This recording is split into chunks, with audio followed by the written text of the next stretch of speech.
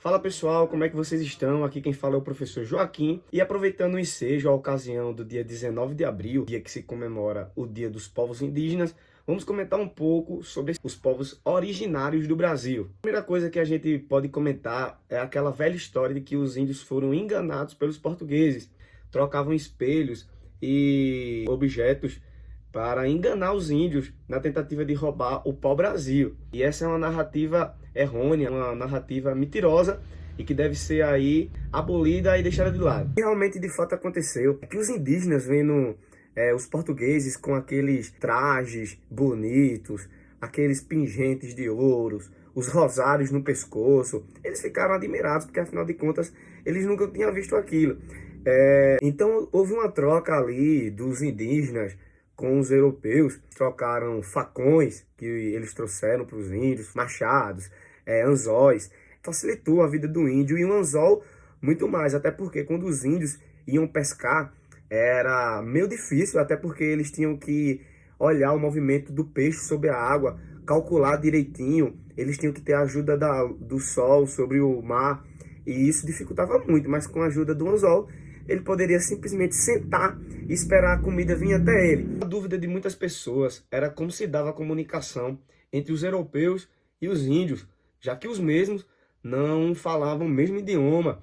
Então, a comunicação se dava através de mímicas, ali com gestos.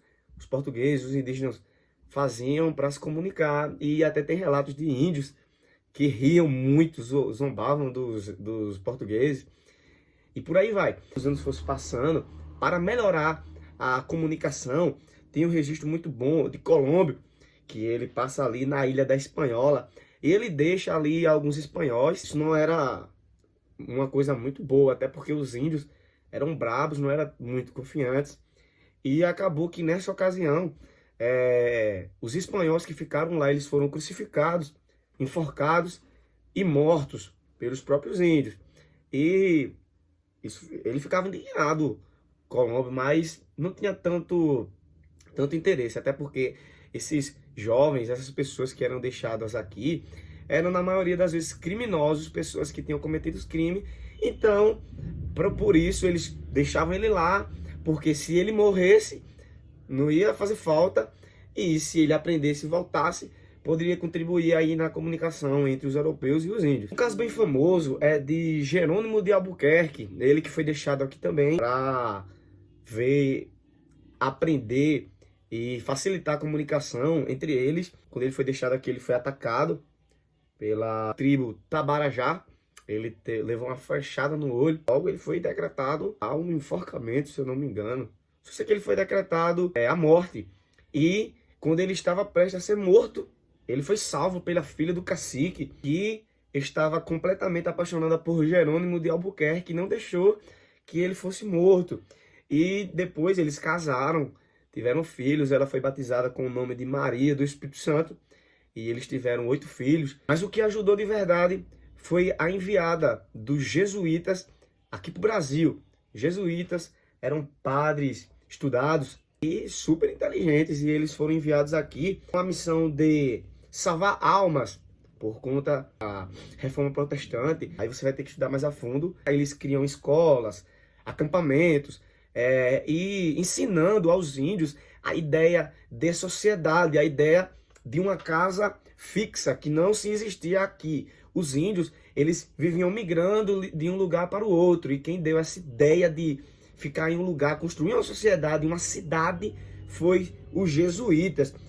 Um fato bem importante, que é a escola de São Paulo do Piratininga, que é o que foi de origem aí, né, a cidade de São Paulo. Padre José de Anchieta, ele que foi um dos grandes encabeçadores da linguagem aqui no Brasil.